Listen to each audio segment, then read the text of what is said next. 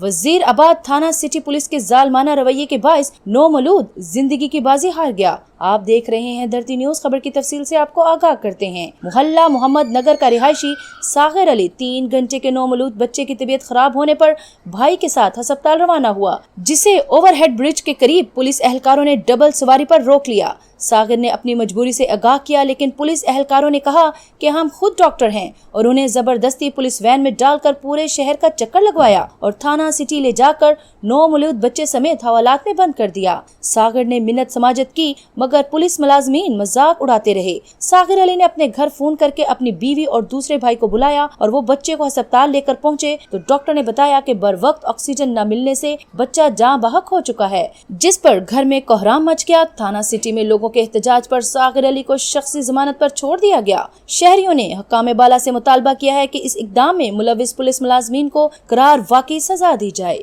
मजीद latest news को जानने और हालात से बाखबर रहने के लिए देखते रहिए धरती न्यूज और धरती न्यूज के चैनल को सब्सक्राइब करना ना भूलिएगा।